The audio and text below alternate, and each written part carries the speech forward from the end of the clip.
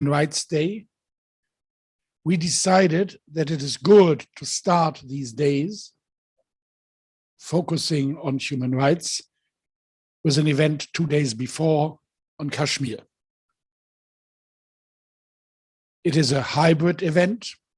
Some people are here present at the press conference, and others are linked via Zoom. Therefore, greetings, special greetings to those who are looking now, participating via Zoom. The Brussels Press Club is a special press club. Normally, the press clubs are the place where the journalists are coming together. The Brussels Press Club has 4 legs: media, second leg, the European Union institutions, third leg, civil society, and fourth leg, diplomacy. And the press club is here located. Those of you who are present here have seen it when you arrived, just at the crossroad of those 4 institutions, key constitutions of the European Union, who play a key role in decision-making and action on human rights as well. The European Commission, some 150 meters ago, the European External Action Service, the quasi-foreign affairs ministry, 120 meters away, the Council of Ministers, 50 meters away, and the European Parliament, 400 meters away.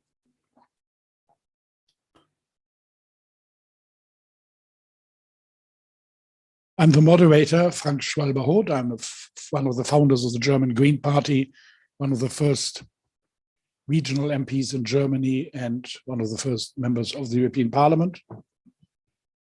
And to my priorities of my work since a long time, more than 20 years, belongs the question of Kashmir.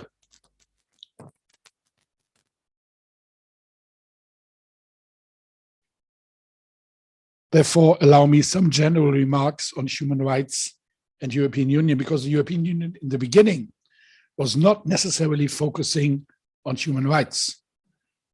It was focusing on agriculture, energy, trade, and on certain values.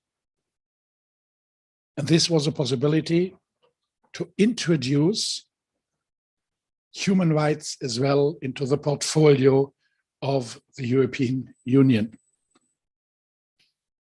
Not because of the players in the European Union, because of civil society.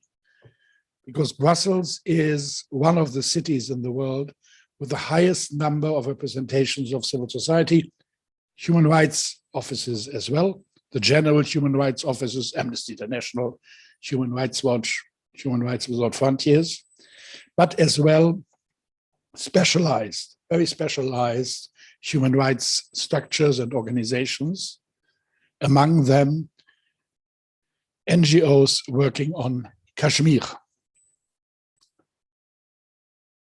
And therefore, we are here together to have a look on the human rights situation in Kashmir. There are, besides me, the 2 main speakers here, and there are other speakers who will join us via Zoom. When we look back on the last some 20 years on human rights policy, Kashmir, European Union, it is strange, positively strange, that the European Union was taking a lot of effort to look on Kashmir. There have been delegations traveling. There has been a special report, which resulted in a decrease for a certain time in human rights violations. There have been resolutions, cooperation with the United Nations structures in Geneva on human rights in Kashmir.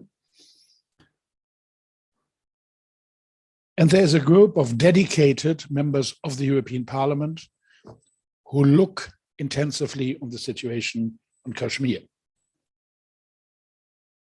Besides us, the problem was when the British left Brexit, a lot of these members left as well, and therefore Now, without the UK members of this group came a little bit smaller than in the years before. Politically important is, and this is my last remark on this general first remark, that the European Union institutions acknowledged that if there would be negotiations on Kashmir, it is not enough to have at the table Indians and Pakistanis, but as well those who are really concerned, the Kashmiri, representatives of the Kashmiri as well. And the European Parliament voted a resolution recognizing the right for self-determination of the Kashmiri people. That is the end of my introduction. And we are now coming to the first speaker, who is Ziad Faiz Naqshbandi. And he's speaking here on behalf of Mirwais Umar Farooq. Why? Because Mirwais Umar Farooq, a religious leader from Kashmir, was, because of the restrictions, not able to participate with us, not even via Zoom, on this meeting. Therefore, now my request to Leo, the technician here of the press club, please make possible that Ziad Faiz Naqshbandi will join us. Please.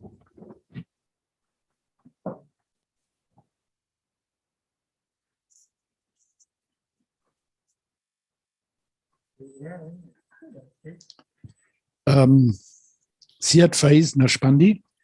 Thank you very much. Wonderful. Good. Thank you very much, Frank. How are you? Wonderful. We are all listening at you and waiting now for key interpretation from your side. Please. Thank you very much. First of all, my high appreciations to the organizers of this event on a very important subject, is the repression in Kashmir. My statement will be in three parts. First, I will very briefly touch its historical background, the human rights violations that are taking place there, and the legal aspects of the Kashmir issue. Ladies and gentlemen, in 1947, British rule came to an end in India, and in consequences, two countries, Pakistan and India, came on the map of the world as two independent sovereign countries. At that time, there were more than 500 princely states that had to join either India and Pakistan. Kashmir, they all decided, except some of the states, and among these was the Kashmir. Before they could decide their political destiny, India forcibly and fraudulently landed its troops in Srinagar on 27th of October, 1947, occupied our homeland by sheer use of force, which it continues up till now with widespread of human rights violations. The matter ultimately went in the United Nations, and in the United Nations, Indian representative in the Security Council assured the United Nations that India will implement the UN resolutions. But sadly, at the same time, India was deploying its forces in all parts of the Kashmir. And once India was sure enough that the military grip over Kashmir is strong, India started calling Kashmir as an integral part, ignoring the responsibilities as a member state of the United Nations, and finally called Kashmir is an integral part of India, which is not true. It is UN recognized disputed territory for which the United Nations has passed a number of resolutions for its final disposition according to the will of the people to be expressed in a free and fair plebiscite under the auspices of the United Nations. Ladies and gentlemen, we, the people of the Kashmir, we demand our promised right to self-determination. The people of the Kashmir have demanded their right to self-determination by all peaceful and rightful means. But sadly, their demands were met brutally by the government of India. That has resulted in killing of 96,000 men, women, and children. We have lost more than 10,000 people are disappeared. Mass graves issue is the burning issue upon which the European Union has also passed the UN has passed the resolutions as well. Who are they who are buried in these unnamed mass graves? These persons are the Kashmiris who have been picked up from the streets, from their homes, taken to unknown destinations, tortured them, killed them, and were buried in these mass graves. Ladies and gentlemen, Kashmir issue has three important dimensions. Number one, it is a matter of right to self-determination. The United Nations General Assembly has time and again said that self-determination is as important as right to life. And we are simply demanding our right to self-determination, so that we could also feel the fragrance of peace in the region. The second aspect is the human rights. Human rights abuses are systematic and massive in Indian occupied Jammu and Kashmir. How it is systematic? Laws have been framed by the government of India that facilitates the human rights violations. Shoot to kill has been given to the Indian armed forces. They can shoot to kill anyone at discretion. Section 7 of the Armed Forces Special Powers Act, that provides impunity. No suit can lie against any Indian soldier in any court of law. This situation has drastically increased the human rights violations. Confession before a police officer has been declared a valid confession. That has given tremendous rise to the torture in Indian jails. Identity of a witness can remain in secret. It is now law. That has given birth to the fake trials. Previously, a Kashmiri detainee can be kept within the jurisdiction of the Jammu and Kashmir. Now the law has been changed. Section 10 of these laws have been changed. Now a Kashmiri detainee can be shifted to any jail in India, thousands of kilometers away. Why so?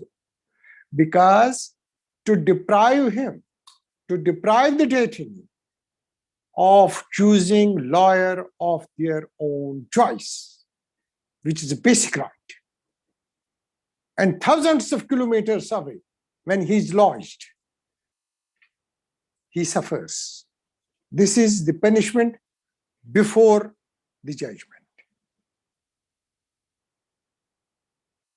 You have seen the Afzal Guru case. What was, even the Supreme Court said in that case, there is nothing against the Afzal Guru, but there was only a confessional statement that was obtained in the jail before a police officer, and before that, this law was framed that a confession before a police officer is a valid confession.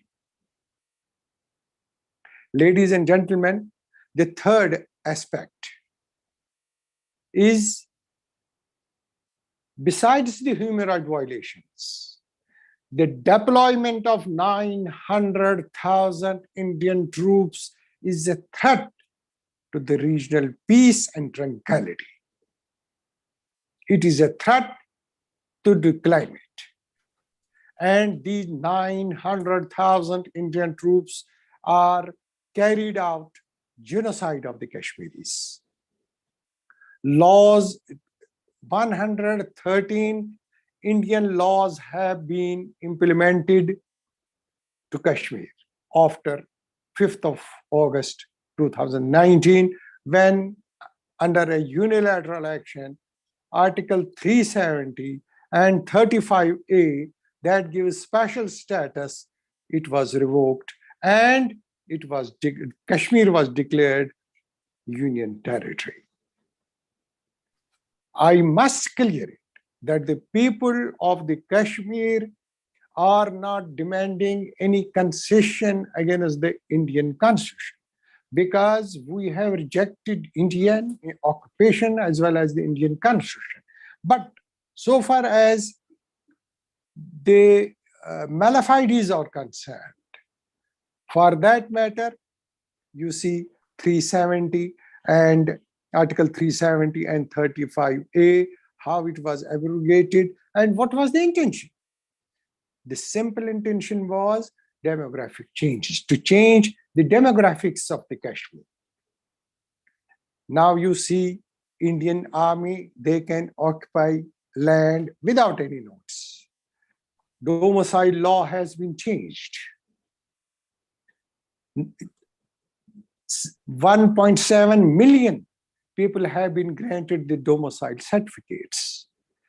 And under law, within 24 hours, a domicile certificate has to be issued once it is applied.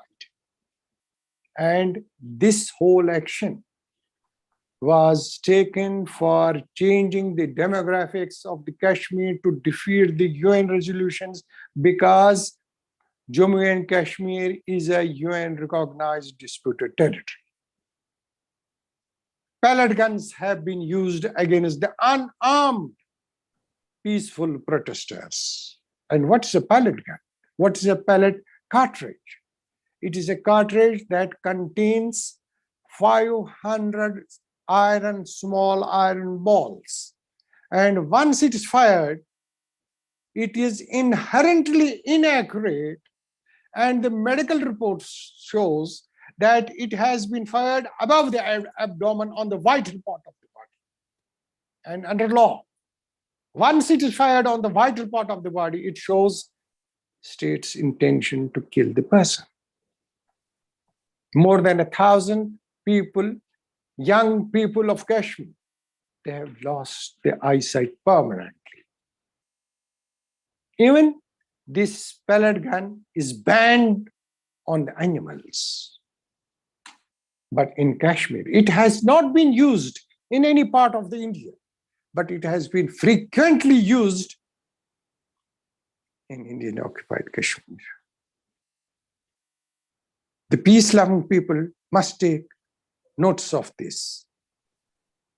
Our leadership, all parties Hurriyat Conference, our whole leadership is either detained or the house arrest. Mir Wais Umar Farooq, chairman of the all parties Hurriyat Conference, is continuously under illegal detention, house arrest since 5th of August 2019.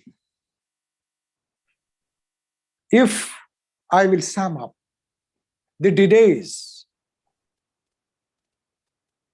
2021, 342 continuous house arrest. Mir Wais Umar Farooq, chairman of the All Parties Hurriyat Conference, fighting peacefully for striving the right to self-determination of the Kashmiri people. Besides being the chairman, he is the Mir Wais Kashmir, the highest priest, giving sermon on the Grand Mosque, Central Grand Mosque in Srinagar. He is the supreme head of the Kashmiris. And in 2020, 365 days under illegal house arrest. 2019, 174 days. 2018, 120 days. 2017, 200 days under illegal house arrest. And 2016, 78 continuous days. This supreme religious leader, Mir Wais Umar Farooq, the chairman of the All Parties Hurriyat Conference, who is peacefully struggling for right to self-determination of the Kashmiri people. Ladies and gentlemen, there is no freedom of expression at all in Kashmir. There is no freedom of religion. Jama Masjid, the central mosque, the grand mosque of the Kashmiris in Srinagar. 2021, 42 Fridays banned by Indian government. No Friday prayers was allowed for continuous 42 Fridays. In 2020, 21 Fridays, one day in a week. It is 21 Fridays banned. Kashmiris were not allowed to offer the Friday prayers. 2019, 26 Fridays banned. Lockdown. Locked. Jama Masjid, the central mosque. People were not allowed. 2018, 16 Fridays. 2017, 18 Fridays banned. Lockdown. 2016, 30 Fridays. People were not allowed to offer the Friday prayers. This is the religious, the basic rights of the people. But people were not allowed. Mir Wais Umar Farooq continues under house arrest. No one is allowed to meet the religious and the political leader of the Kashmir. No one is allowed. Why? The peace-loving people must take notice of this.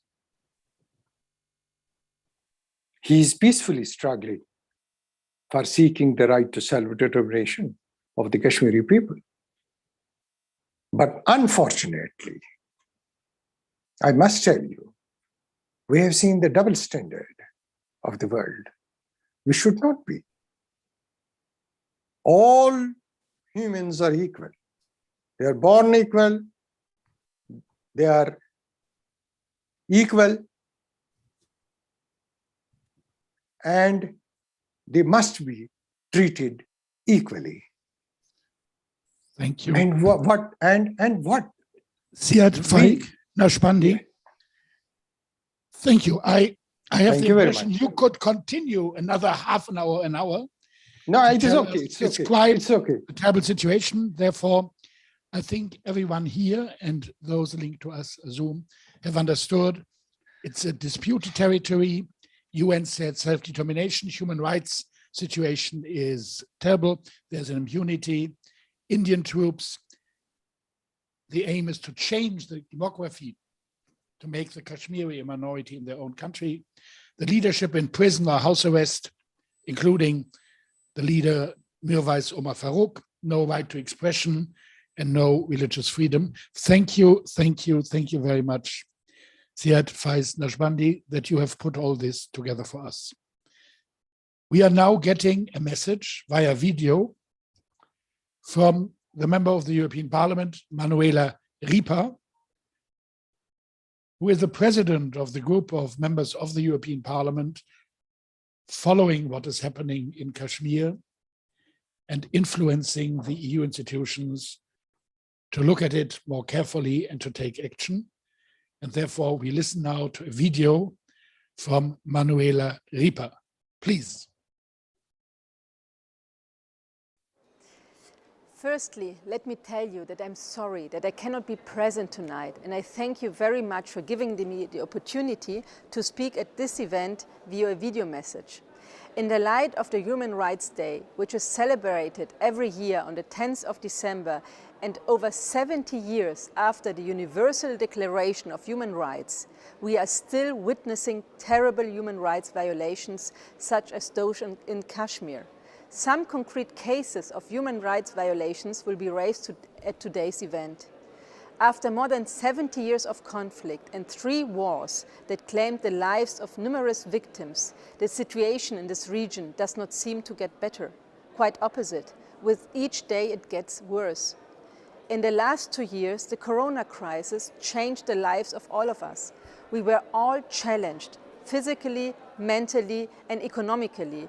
Many of us describing this period as the worst and most difficult 2 years of our lives.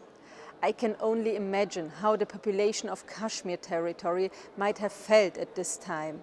On top of all the common problems related to the COVID crisis, they have also faced extreme political uncertainty and security threats. The developments in Kashmir during the lockdown included suppression of Kashmiri journalists, disappearings, rising policing powers, and enhanced curfew measures. It makes me extremely sad to see how something so terrible as a global pandemic that should at least have all of us motivated to cooperate has been used to accelerate neighbors' territorial ambitions. Thousands of Kashmiris live within a 10-kilometer radius of the so-called line of control, which is so heavily militarized that it is visible from space.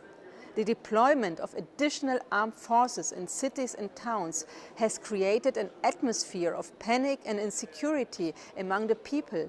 This has left Kashmiris vulnerable to both the contagion and the violence of the ongoing conflict. And what is being done to help? Unfortunately, Europe and the world remain largely silent.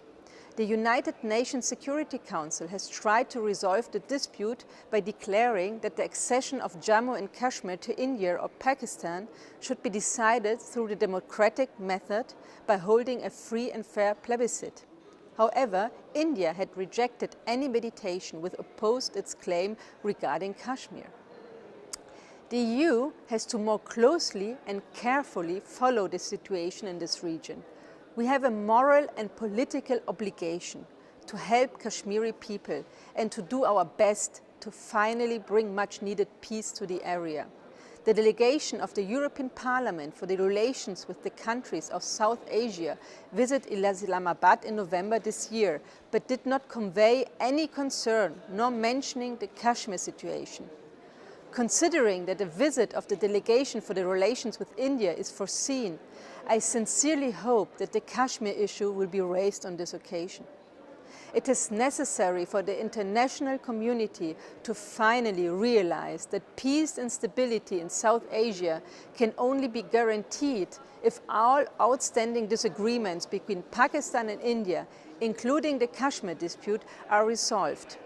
India and Pakistan need to engage in combined bilateral talks on all important issues, especially having in mind the danger of potential nuclear threat. The European Union must provide its support towards a solution that respects the interests of the Kashmiri populations on both sides of the line of control. We have to encourage India, as the world's largest democracy, to demonstrate its commitment to respect, protect, and fully enforce the rights to freedom of expression for all, including human rights defenders, environmentalists, journalists, and other civil society actors. We have to appeal to the government to schedule pending visits as a matter of urgency, particularly of the experts dealing with torture and disappearance. We cannot and we will not allow ourselves to leave Kashmir and Kashmiris behind. Thank you. Thank you. Thank you very much, Manuela Rieper. When you speak about self-determination in the European Union, there are some key actors, but I think no one will contest if one, or possibly the key actor, is Carles Puigdemont from Catalonia, elected as a member of parliament from Spain. Carles, and afterwards we will listen to Alfred de Sayer, who is linked to us via Zoom. Please. Thank you very much for inviting me. I want to say it's a real pleasure, it's an honor to be here and to share the floor with these experts, and especially Alfred de Sayer. We met several times when I was president in Catalonia, in Barcelona, then in Switzerland, to discuss about it is the same question, the right of self-determination. I will start with a general overview before turning to the cases of Catalonia and Kashmir, making a final reflection in order to point out that despite differences between both cases, Spain and India will be part of those states we could call a repressive international, using similar attitudes towards pro-independent political movements. Human rights are not relative, they are universal. It is not simply an ethical issue, but rather a matter of guaranteeing the worldwide coexistence of all nations, recognizing certain minimum requirements that guarantee people's dignity. Unfortunately, however, totalitarian regimes share this global commitment, constantly violating human rights and threatening their very existence in the future unless we take action accordingly against oppressive states. We have seen numerous examples, such as the violation of civil and political rights by authoritarian regimes, the suppression of a strict limitation of basic freedoms, such as freedom of expression, the freedom of assembly and association, and the freedom of press, and the persecution of national, ethnic, or religious minorities in various states or regions around the world. The international community tends to turn a blind eye to many situations that breach human rights, whether it be due to the inability to act, economic interests, or apathy. However, civil society cannot allow this to happen and has to put pressure on democratic governments to ensure human rights are upheld. Today, within the frame of commemorating the International Day of Human Rights, let me briefly mention two cases among many of human rights violations in different continents and with different political contexts, but with some common points: Kashmir and Catalonia. As the previous speakers has mentioned it, one of the longest and oldest unsolved political conflicts in Asia and the whole world is Kashmir, a nation which is being partially or totally claimed by India, Pakistan, and China since the end of British colonial rule in 1947. Currently, for a 150-mile line of control separates India-controlled Kashmir from Pakistan-controlled Kashmir. And on the other hand, China also controls part of the region's land, limiting with both Xinjiang and Tibet. Focusing our attention in the India-controlled Kashmir, it is now almost 2.5 years since India revoked Article 370, which guaranteed a special status for the state of Jammu and Kashmir. And the state was divided into 2 new territories that are directly ruled from Delhi. At the same time as announcing the revocation of Article 370, India imposed a security lockdown, deployed additional troops, and imposed a media blackout. Kashmir have been detained since then without charge, including political leaders, lawyers, and journalists, in a clear violation of the most fundamental political and civil rights included in the Declaration of Human Rights. In February 2021, both UN Special Rapporteurs on minority issues and on freedom of religion or belief, respectively, wrote they were concerned that India's decisions to end Jammu and Kashmir's autonomy and enact new laws saying these actions could curtail the previous level of political participation of Muslim and other minorities in the country, as well as potentially discriminate against them in important matters, including employment and land ownership. On the other hand, Human Rights Watch very recently expressed its dismay at continuous harassment by Indian authorities against journalists in Kashmir, including arrest under terrorism charge.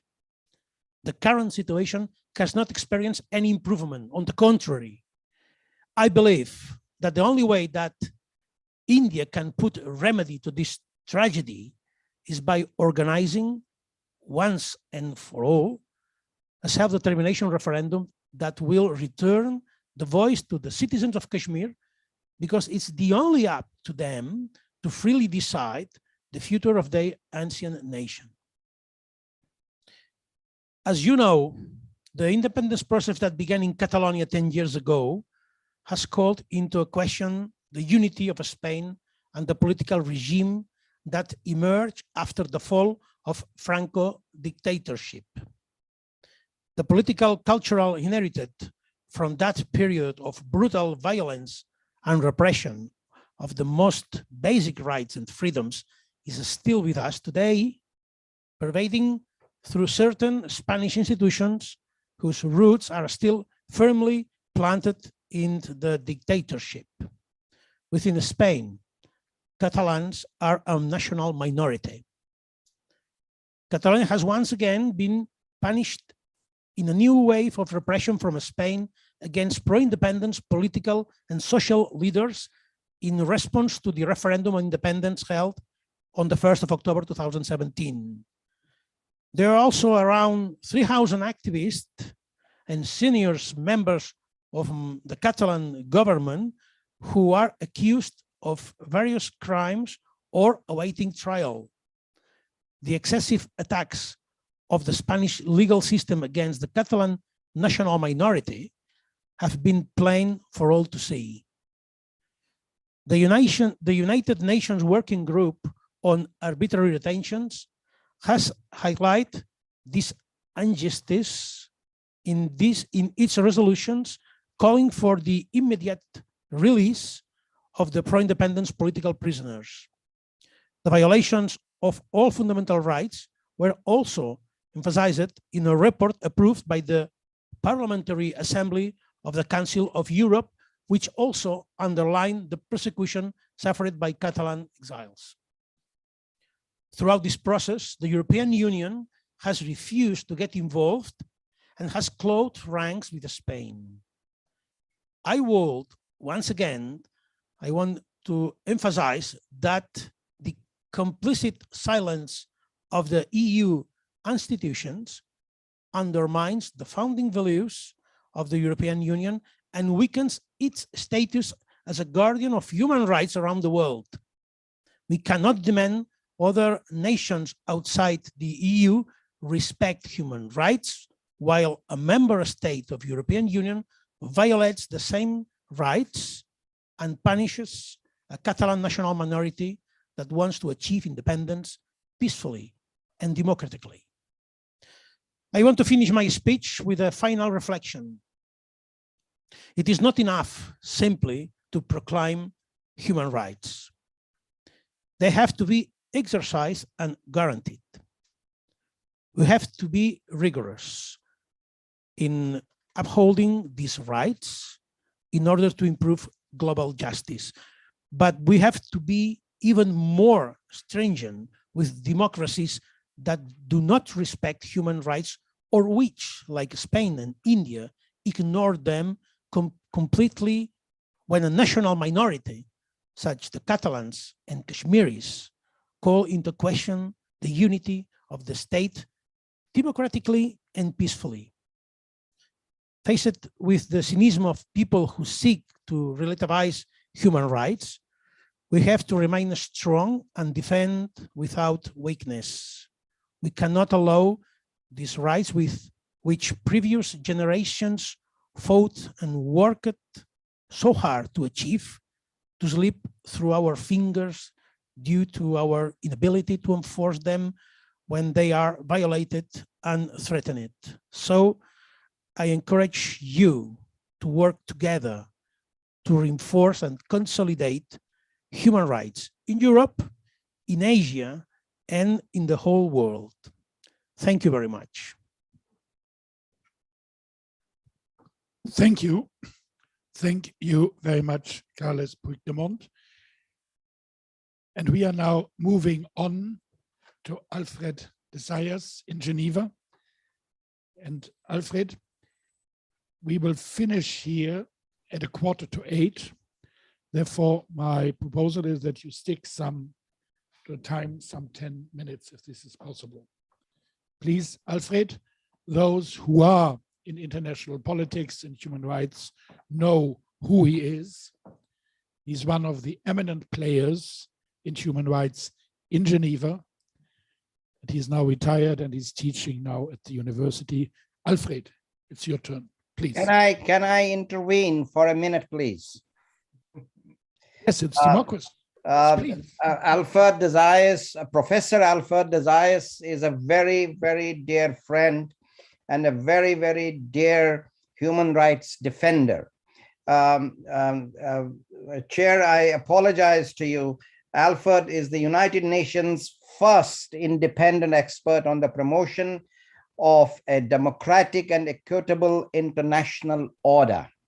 And that is that, and then he has held that post for 6 years, and the longest ever held by any person. An excellent human rights person, and has worked around the globe on indigenous people and on nations without representations and unrepresented people. Excellent chap, and my hat's off to him. And Alfred, it's an honor to have you on the panel as always. Thank you very much. You have the floor, Alfred. Thank you, Frank. Thank you, Majid.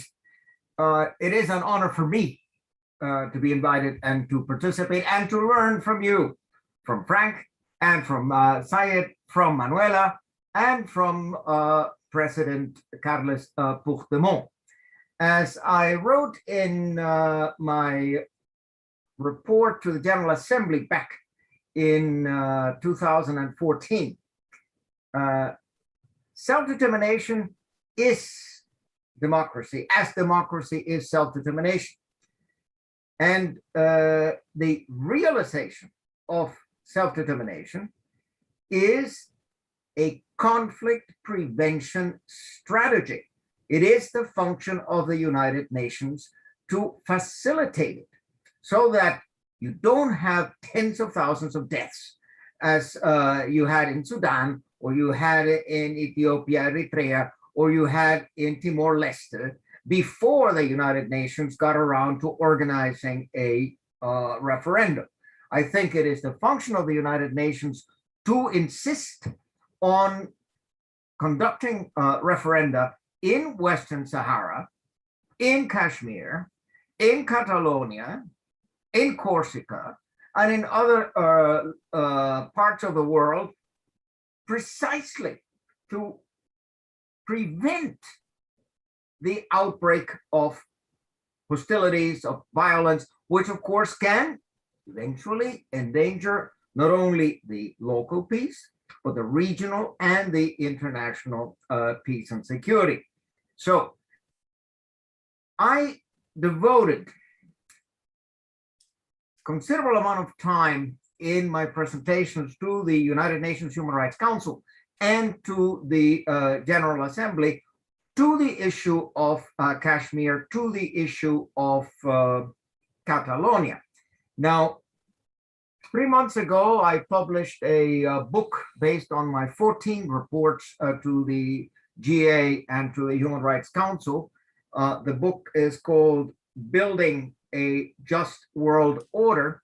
And chapter 5 of this book is devoted entirely to the theory and practice of self-determination. I also formulate 25 principles of international order, which of course I'm not inventing the wheelbarrow.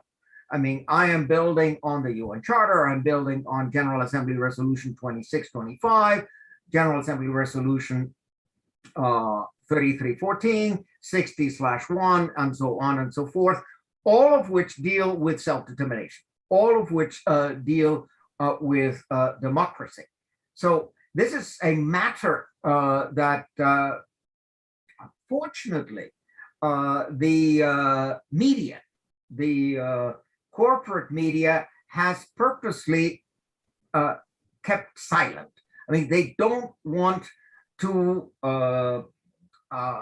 bring the information to the public that is necessary in order to understand why is it that the Kashmiris want a referendum? Why is it that the Sahrawis of Western Sahara, why the Catalans want a referendum?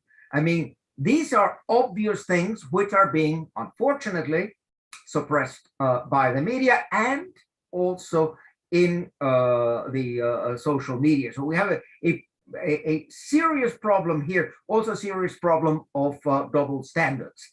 My president, Joe Biden, has invited to a rather exclusive summit for democracy, which starts tomorrow on the 9th. And so it'll be 9th and the 10th. It's a virtual event.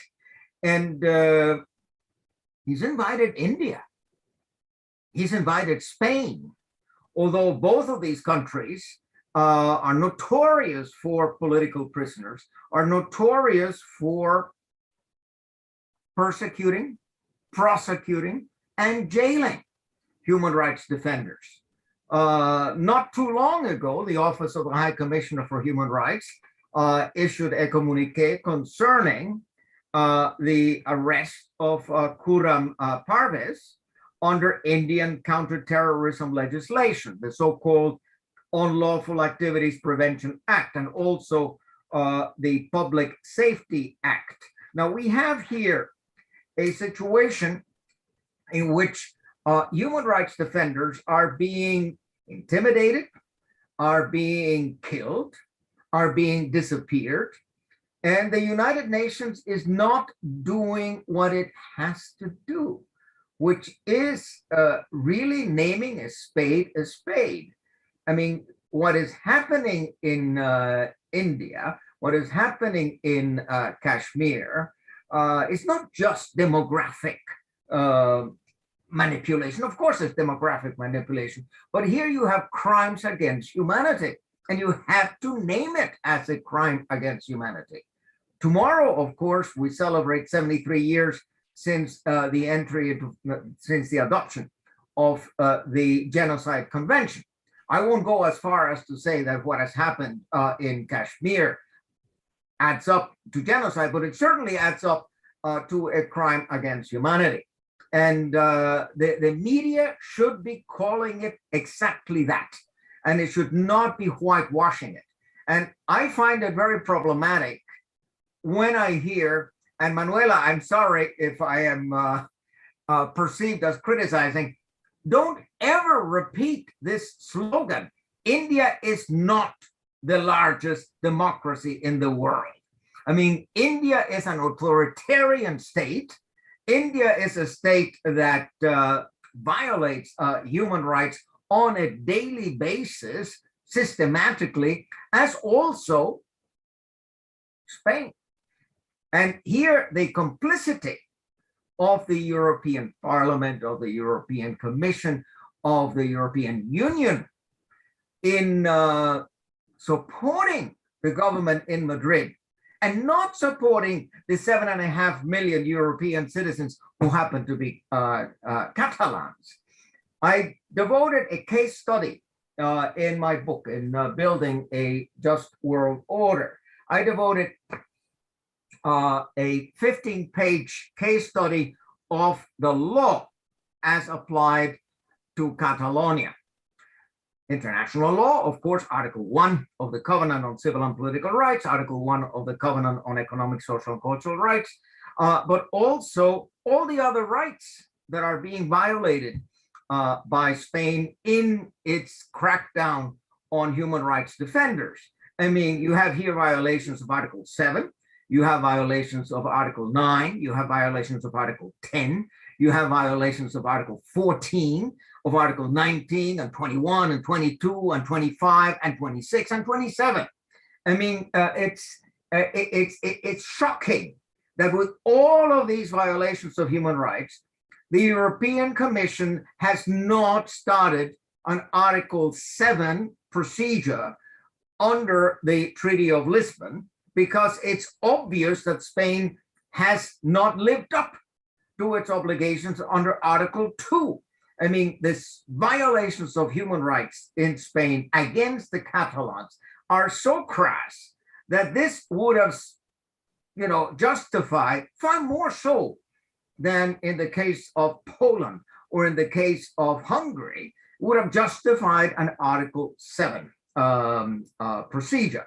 Now, problem is that there are double standards.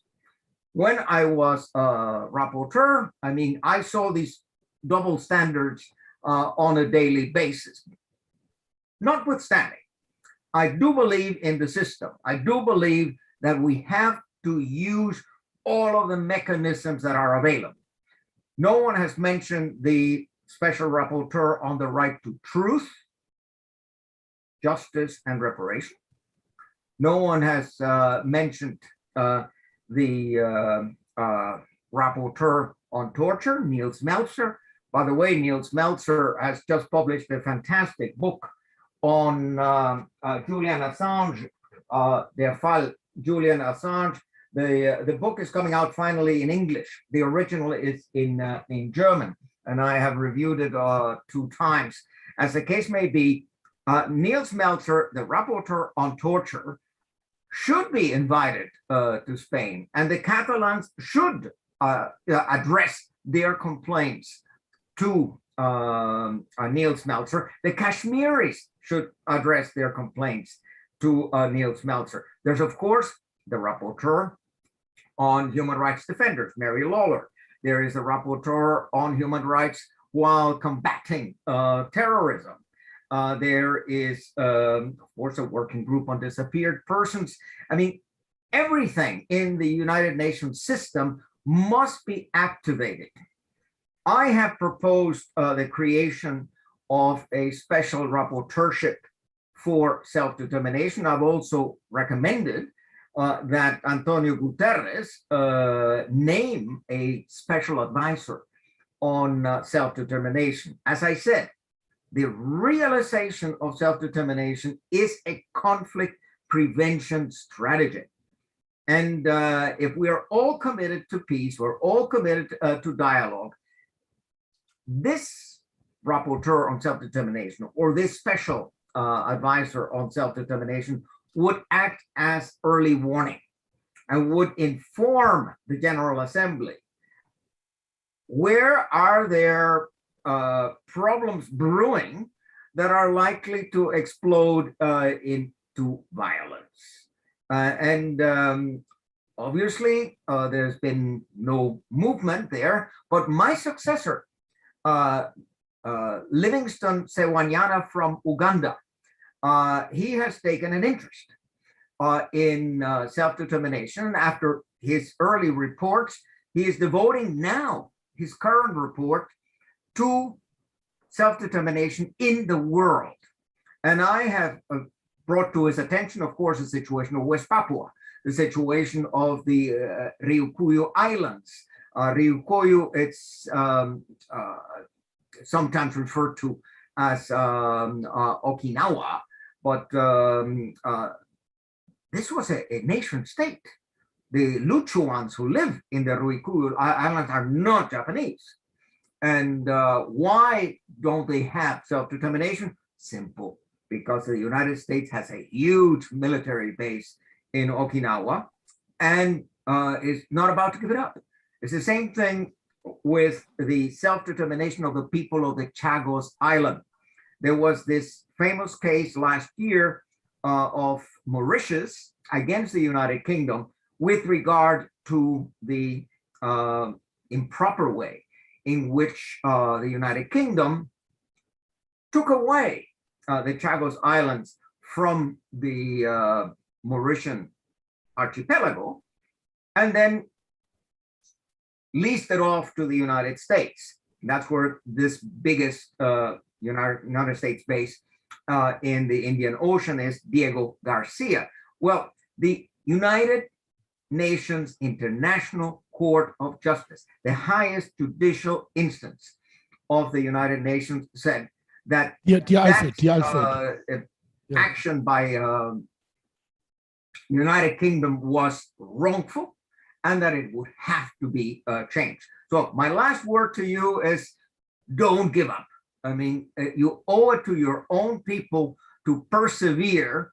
And there are plenty of people in the United Nations and in the European Union who do sympathize with you. The main thing is to get the information out, to sensitize people so that they also become activists. Thank you. Wow, thank you very much. So much food for thought. Thank you very much, Alfred. And now we are coming to Josep Luis Alay from Catalonia.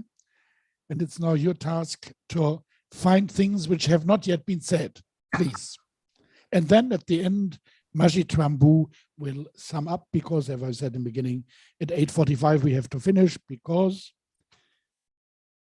Thales Puigdemont has to take the train home to look after the kids. Thank you, please. Well,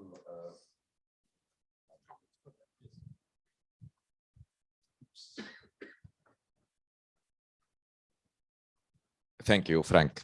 Well, yeah, many things have been said, obviously, by the previous speakers. My idea was to give, well, in 10 minutes, just 5 minutes, a very fast map of self-determination in the world. So we've been talking in general about the concept of self-determination. We've seen that many conflicts are in the world are rooted in self-determination, right? And Professor de Zayas has mentioned also that well, to exercise the right to self-determination would be probably the best way in the 21st century world to avoid conflicts, to avoid killings, to mass killings, to avoid disappearances, to avoid torture, to avoid unfair jail, and so on. But which are the main cases of self-determination in the world right now? This was my idea. Of course, it would be almost like a list. But what I can tell you is that, well, as he said, Professor de Zayas, in some way we are not alone. So Kashmir is not a single case in the question of self-determination. Of course, it's very specific in other cases. Catalonia is not the only case in self-determination. There are many other similar ones, but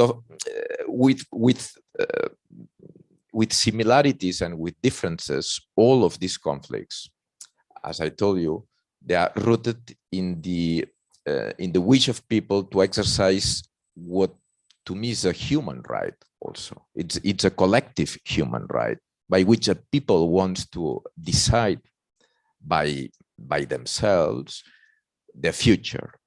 So this is what I'm looking for. Of course, Kashmir and Catalonia. I will avoid these two cases because it has been we have been speaking about them. But just look at the world. So we'll find self-determination struggles in the whole world, 5 continents. I would start by the Pacific and mention some of them that they have already been mentioned by Professor Desayas. First one, look, and they are very present currently in the geostrategy, in news. If you check the news, first one, New Caledonia. New Caledonia, within 1 week, they will celebrate the 3rd referendum of self-determination, the 3rd one since 2018. A 3rd referendum that, unfortunately, the 3rd one has not been and will not be done with the agreement of the indigenous part of New Caledonia. So by some reason, the French government, member of the EU, of course, so has not taken into account the demand of the pro-independence party suggesting to send the referendum to next year. So this is, of course, I want to remind you that these 3 referendums are the consequence of the Nouméa agreements in 1998. So Kanakis, the original people of New Caledonia, they have been waiting for more than 20 years to exercise the right to self-determination. So this is the case in which we could see that there could be a democratic European value solution. In the end, apparently, it seems that once again, we are failing. And we can guess many reasons why we are failing. Geostrategically, because there are presidential elections in France in May, and so on and so on. I also want to remind you that we reached the Nouméa agreement and the 3 referendums because previously there was violence, because there were people killed in New Caledonia 30 years ago, demanding something that is being granted right now. So the second case, Bougainville. Bougainville is close to New Caledonia, and the referendum in Bougainville was held in 2019. It was the consequence of a horrible war in which tens of thousands of people died.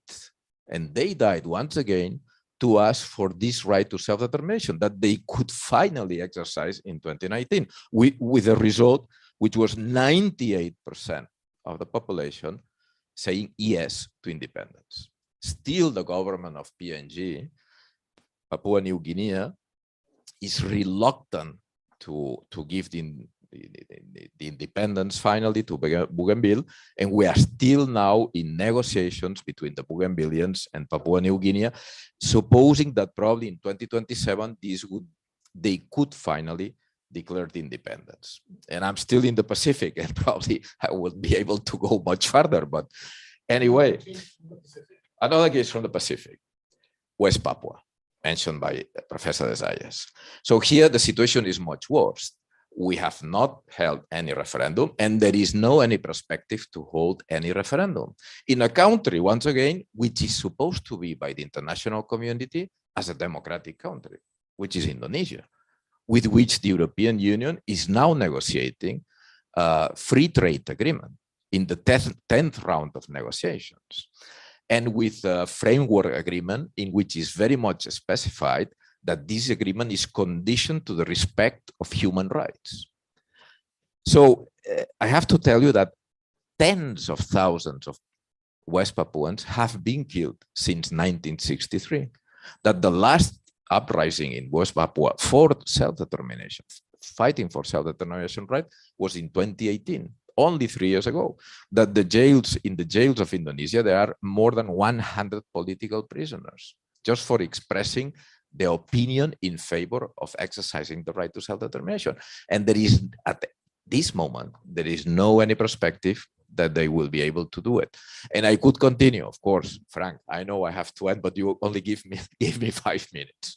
I could continue through all Asia. We'll go to Tibet, Xinjiang, Nagalim, inside India. I want to remind you also that the difficult situation, just 14 people were killed last week in Nagalim by the Indian armed forces in a case which brought outrage all through all the region, of course, Kashmir, but then we have also in Africa, Western Sahara, we have the Amazigh, we have the Tuareg in Mali,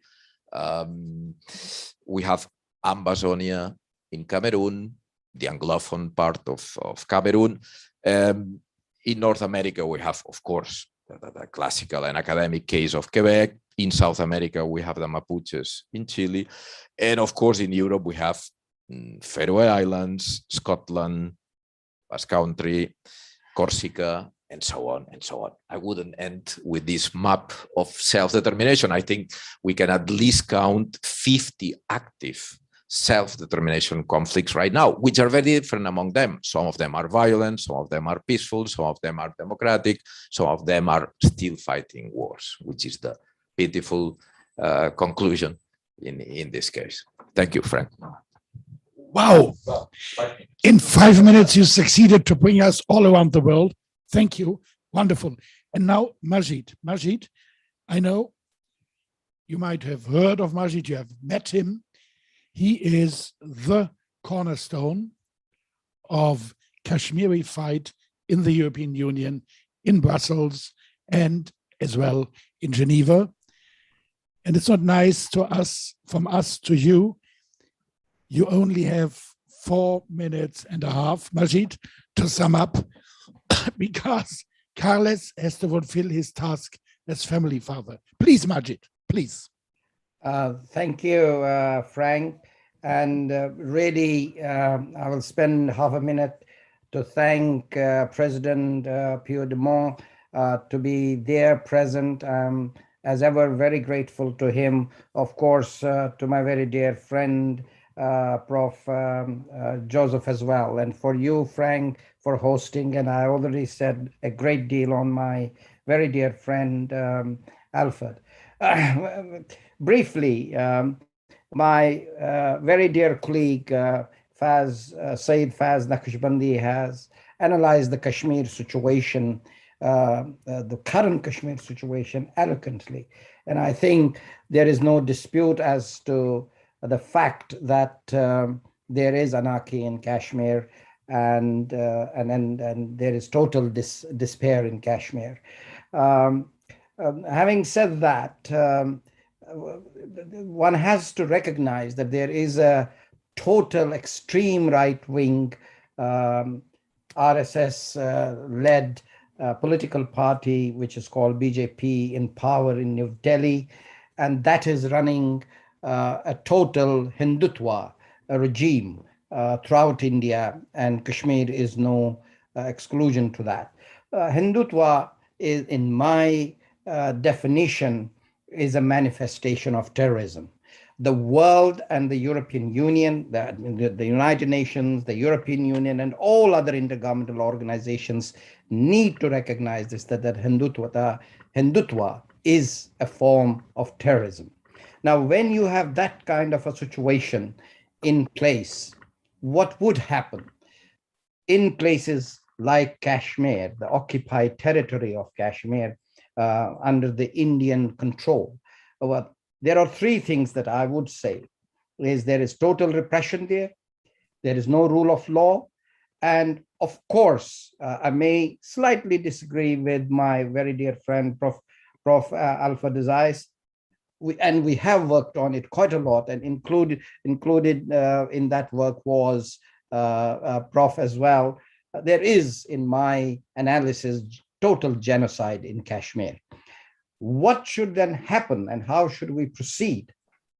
I think in general terms, self-determination as Prof. Desai said, there should be a sort of probably a high commissioner for self-determination, or there should be a self-determination created institute within the United Nations. That is the need of the time.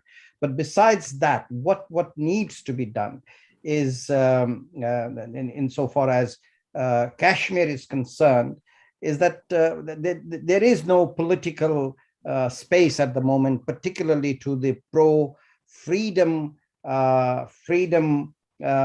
leadership which exists in Kashmir. Mirwai's analysis were provided by my dear friend very eloquently. What is surrounding him. Nearly for the last 2 years, he has been in house arrested for 700 days. Yasin Malik is in Tihar jail for nearly 2 years. Shabir Shah is in a similar situation. Farooq Ahmad Dar is in a similar situation. Naeem Khan is in a similar situation, and a very prominent female leader, Asya Andrabi, is also imprisoned in Tihar jail. Now, these political leaders have no political space. So what should be done? And how can we overcome this? We come back to the old style situation, Frank, and that is there should be a European Union delegation dispatched to Kashmir to analyze the current position there. That may be a combination of the European Commission and probably the European Parliament. European Parliament has played in the past a very significant role, and that is what they need to do now. This is the need of the time. Self-determination institution, EU delegation to be sent to Kashmir and to analyze the situation, including how the people of Kashmir are suffering on a daily basis and how the Kashmiri leadership is punished and there is no political space given to them. Thank you very much, Frank. Wow, thank you. Thank you very much, Majid. I think it's the first Kashmir meeting I can remember where we really finished in time, nearly in time. In the meantime, Carlos went to the train station, therefore he's no longer sitting here. But I think in the name of all the organizers of this conference, I would like to thank those who are listening and looking at us via Zoom. I would like to thank to those who are here in the room with us. And I think we all have learned, even when we are working already a long time on Kashmir, on human rights and self-determination, I think there are minimum 1, 2, 3, 4, 5, 10 aspects where we have learned something new. And therefore, thank you for this meeting, and thank you for the Press Club of hosting this event just 2 days before the official Human Rights Day, to influence the general discussion in Brussels on human rights. Thank you, and this was the last word. Thank you.